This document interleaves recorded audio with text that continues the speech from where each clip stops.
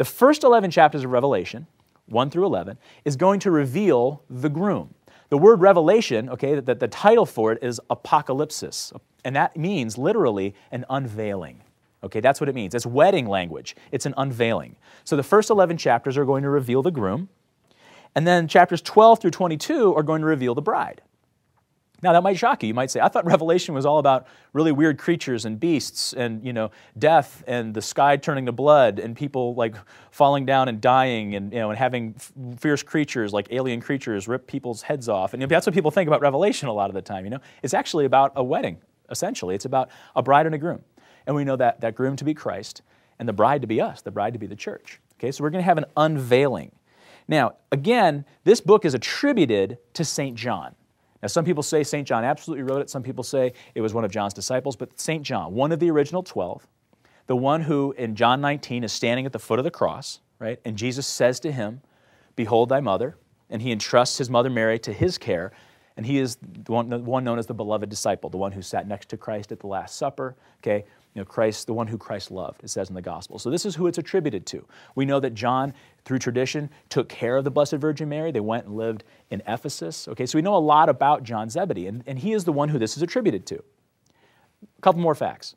Originally, people thought, and many people still believe, that this book was written in the 90s, okay, about 90 or so AD. There's actually a large school of thought, and definitely for this study, we would take the same school of thought, that it was written more like in the 60s, okay, and here's why. There was a tremendously important event that happened in AD 70. And if you don't understand this event, you'll never understand Revelation.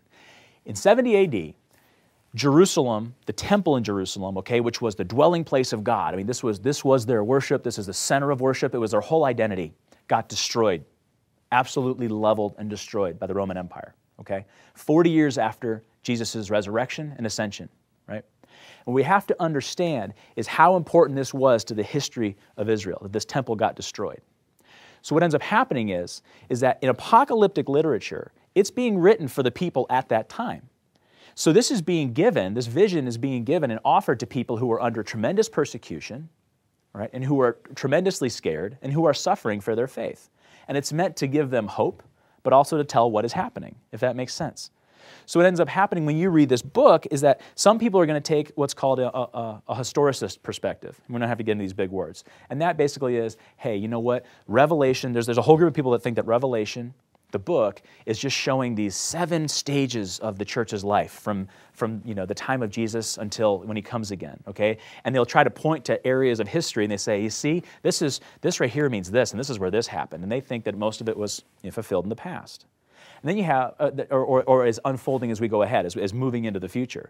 Then you have what's called a preterist perspective, and that's where people believe that almost everything here was fulfilled in the past, that most of the prophecies here happened during the time, the generations of Jesus and just following him, okay? So the historicist might be saying this is unfolding over time, into the future, from the past. The preterist says it almost all happened in the past. Then you have a group of people, and they're going to say, the futurists, they're going to say, no, this is all about the end times. This is all about the last things. That's like where things like Left Behind, like those books come from.